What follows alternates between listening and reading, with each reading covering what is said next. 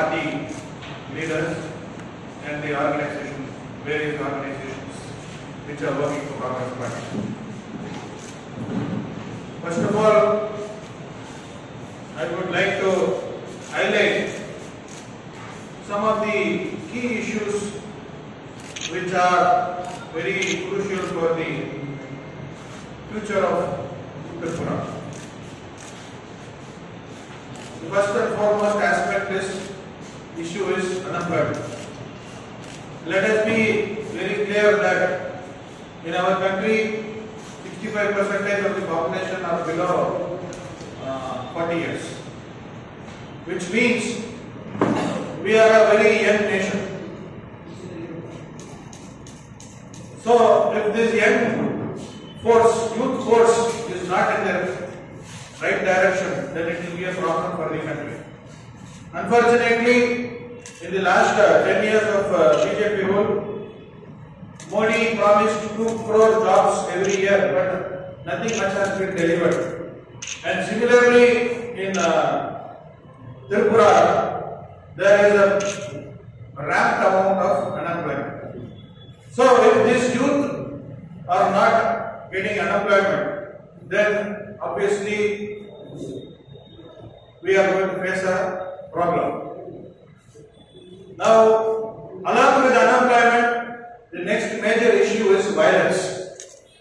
Because of the left parties and their approach towards politics, violence has been part and parcel of our political activity, which is also equally taken into hands by the BJP.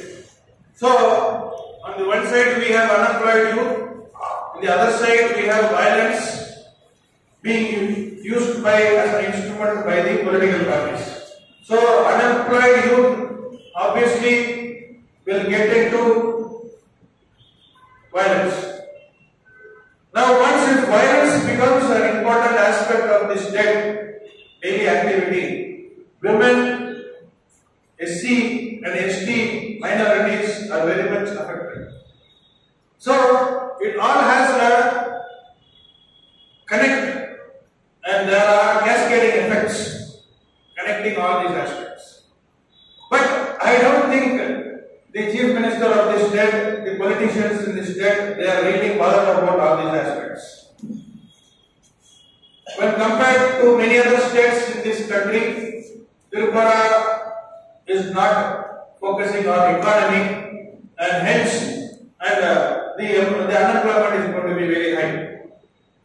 Like as I mentioned, because of this violence, the atrocities against women has been considerably increasing. In the whole country it is increasing, but in Tripura I think the rate is much higher when compared to the national average.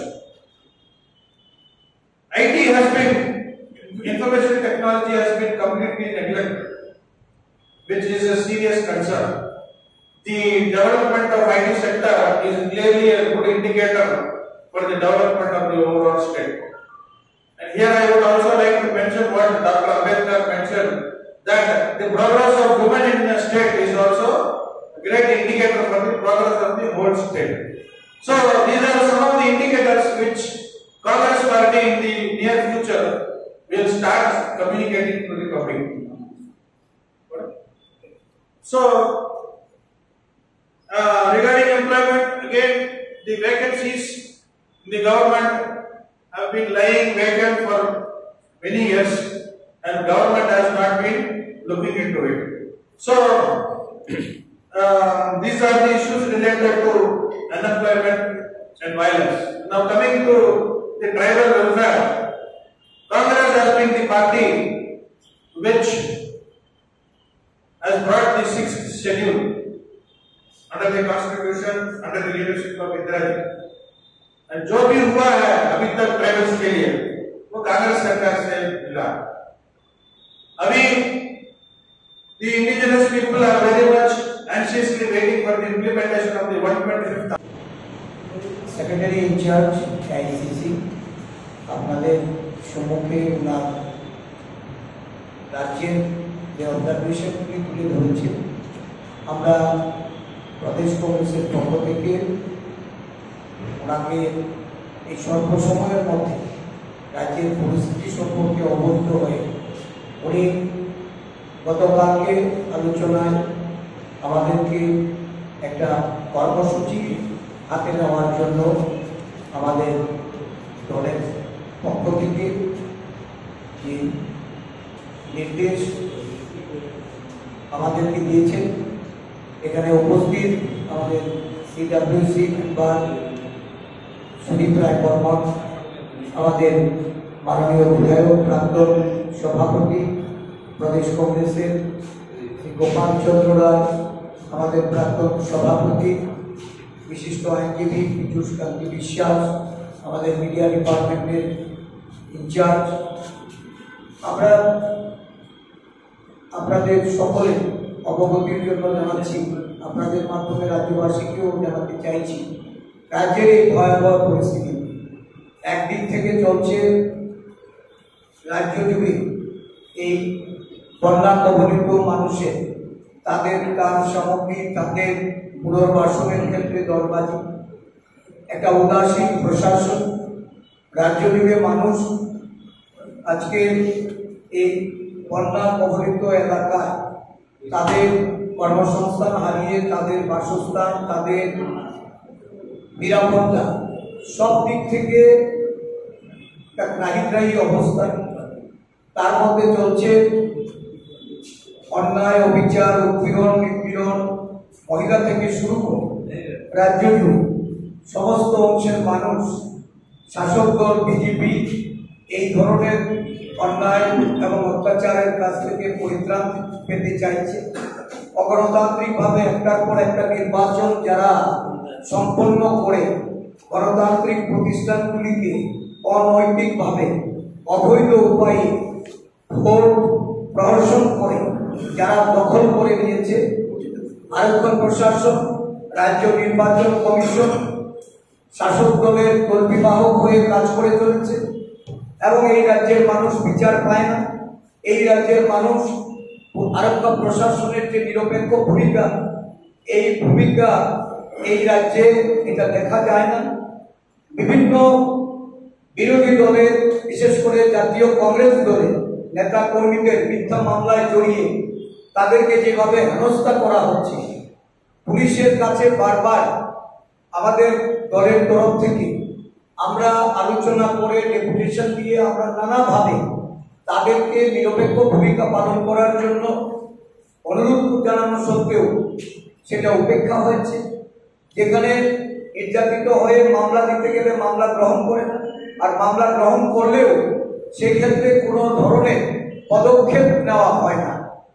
এই পরিস্থিতিতে আজকে আমরা বাধ্য হয়ে আরক্ষা প্রশাসনকে সজাগ করতে, সতর্ক করতে, নিরপেক্ষ ভূমিকা পালন করার জন্য রাজ্যের যিনি পুলিশের মুখ্য আধিকারিক, আমরা আগামী 23শে সেপ্টেম্বর মুখ্য আধিকারিকের অফিস ঘেরাও করব এবং সেখানে অবস্থান করে রাজ্যব্যাপী আরক্ষা প্রশাসন যেন একটা নিরপেক্ষ দৃষ্টিভঙ্গি নিয়ে রাজ্যের মানুষের সুরক্ষার জন্য, মহিলাদের সুরক্ষার জন্য বিভিন্ন এই রাজ্যের নির্বাচিত জনপ্রতিনিধি থেকে শুরু করে বিরোধী দলের নেতা কর্মীদের তাদের বিষয় আশয় সম্পত্তি, তাদের আমাদের দলীয় অফিস এবং আমাদের দলীয় কর্মীদের তাদের উপর যে আক্রমণ, এই আক্রমণের আরক্ষা প্রশাসনের তরফ থেকে ব্যবস্থা গ্রহণ করার দাবিতে আমরা এই কর্মসূচি হাতে নিয়েছি। আগামী 23শে সেপ্টেম্বর সমস্ত রাজ্যে বেলা 11টায় আমরা স্থানীয় আগরতলা প্রেস ক্লাবের এখানে জমায়েত করে রবীন্দ্র ভবন প্রাঙ্গণ থেকে প্রেস ক্লাব অবধি আমাদের জমায়েত। এই জমায়েত থেকে আমরা ডিজিপি অফিসের অভিমুখে আমরা সেখানে যাব এবং সেখানে ঘেরাও কর্মসূচির মাধ্যমে রাজ্যে আরক্ষা প্রশাসনকে সজাগ করার জন্য, সতর্ক করার জন্য আরক্ষা প্রশাসনের রাজ্যব্যাপী একটা গণতান্ত্রিক নিরপেক্ষ কাজ করার দাবিতে আমরা এই আন্দোলন কর্মসূচি আমরা হাতে নিয়েছি। এই কর্মসূচি বাস্তবায়নে রাজ্যের সমস্ত গণতন্ত্রপ্রিয় মানুষকে এগিয়ে আসার জন্য আহ্বান রাখছি। কংগ্রেস দলের সমস্ত নেতা কর্মীরা আজ থেকে তারা বিভিন্ন অঞ্চলে যাবে এবং মানুষকে সংগঠিত করে এই কর্মসূচিতে অংশগ্রহণ করার জন্য তারা দায়িত্ব নিষ্ঠার সঙ্গে পালন করার আমি অনুরোধ করছি। আমাদের রাজ্যে সর্বভারতীয় কংগ্রেস কমিটি নবনিযুক্ত সম্পাদক এই রাজ্যের ইনচার্জ হিসাবে দায়িত্ব নিয়ে উনি প্রথমবার রাজ্য সফরে এসেছেন। গত দুদিন 11 এবং 12 সেপ্টেম্বর রাজ্যের সমস্ত প্রদেশ কংগ্রেসের কর্মকর্তা, বিভিন্ন শাখা সংগঠনের আমাদের বিভিন্ন বিভাগে সেলের নেতৃবৃন্দ, আমাদের দলীয় বিধায়কদের এবং প্রবীণ নেতৃত্বের সঙ্গে উনি আলোচনা করেছেন, সলা পরামর্শ করেছেন এবং আগামী দিনে দিক নির্দেশিকা উনি নির্দেশনার জন্য সকলের মতামত গ্রহণ করেছেন এবং সর্বভারতীয় কংগ্রেস সভাপতি শ্রী মল্লিকার্জুন খার্গেজি এবং আমাদের প্রিয় নেতা সোনিয়াজি, আমাদের রাহুল গান্ধীজি, তাদের বার্তা রাজ্যের কংগ্রেস নেতৃবৃন্দের প্রতি উনি তুলে ধরেছেন। আজকে উনি আপনাদের সামনে ওনার এই রাজ্যের বর্তমান পরিস্থিতি নিয়ে এবং আমাদের সাংগঠনিক বিভিন্ন দিকগুলি তুলে ধরে